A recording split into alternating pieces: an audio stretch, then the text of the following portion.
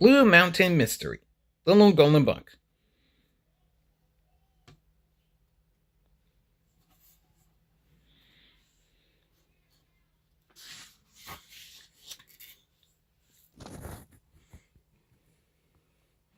It was a busy day at the Blue Mountain Quarry.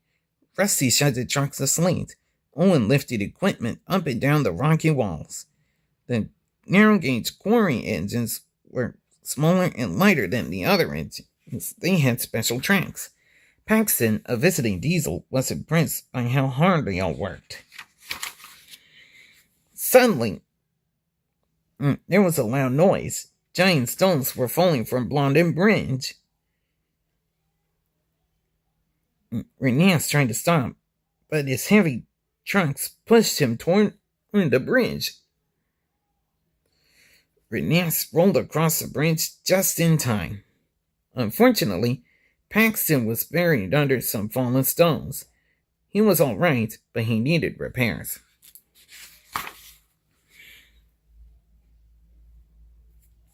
Thomas went to the quarry to work in Paxton's place. "I like working with my narrow gauge friends," he whistled. Suddenly, a small green engine darted out of a tunnel. "Hello," peeped Thomas. But the little green engine rolled away into another tunnel. Thomas asked Skarloey about the green engine. "His name is Luke. He hides here because he did something very bad." Thomas promised to keep the secret locked in his funnel. What did Luke do that was so bad? Thomas wondered aloud later that night. "Don't worry, Luke. I'll find a way to help you." But Thomas wasn't really alone. Someone was listening. The next morning, as Thomas shoved to work, Luke emerged from a tunnel. "Hi, Thomas," Luke said. "I'm sorry I hid from you. Will you be my friend?" "I'd like that," Thomas replied. Thomas and Luke worked together at the boulder drop all day. "Why do you keep hiding, Luke?" Thomas asked Luke. They didn't notice that Paxton was back. He was listening to Luke's story. "I first came to the islet of Sodor on a boat," said Luke. "When they were lifting me off, I bumped into the yellow engine and sent him splashing into the sea." Paxton couldn't believe what he had heard. He raced off to tell Diesel. Later, Thomas heard Paxton telling Diesel the story. "The yellow engine was never seen again," said Diesel. "We'll have to tell Sir Topham Hatt and Mr. Percival." Thomas was worried. He had to find out what happened to that little yellow engine. Thomas shoved to the steamworks to ask Victor if he knew anything. "That was me," said Victor. Victor's story about his trip to the island of Sodor was the same as Luke's, except for one important detail. "My chains were broken," Victor said. "That's why I fell into the sea.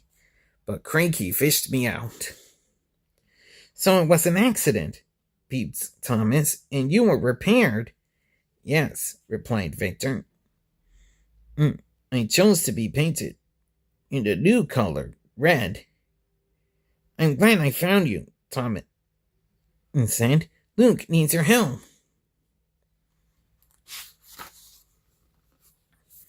Diesel tracked down Luke at the quarry. Luke rolled up the narrow gauge tracks to get away. Diesel couldn't follow. "You can't hide," shouted Diesel. "Sir Topham Hatt is going to kick you off Sodor. Thomas can't save you now." "Yes, I can," peeped Thomas. The quarry walls were high, so Thomas needed Owen's help. Thomas was heavy, but Owen lifted him all the way to the top. But Thomas's wheels were too big for the narrow gauge tracks. They skidded off the rails, and Thomas rolled toward the cliff. Just then, Luke came around a bend. "Watch out, Thomas!"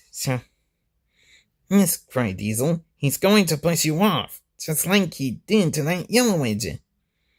Don't worry, Thomas, said Luke. I'll pull you back to Owen.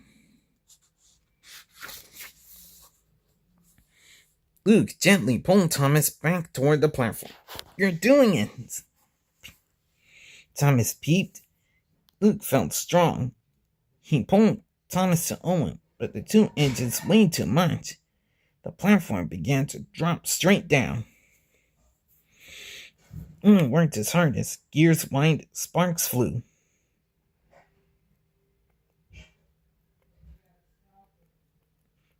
He stopped the platform before he hit the ground. Thomas and Luke were safe. All the engines were steered, except for Diesel. Just then, Sir Topham Hatt and Mr. Percival arrived. They were confused and angry. Luke is a bad engine, said Diesel. He pushed the yellow engine into the sea. Victor steamed into the quarry. Everyone was surprised. Luke, you didn't push me, Victor said. It was an accident. I was repaired and painted red. For the first time in a long, long time, Luke was truly happy. Sir Topham Hatt was upset with Diesel. You didn't find out the whole story, he said. What really happened is what really matters. Well done, Thomas, said Sir Topham Hatt.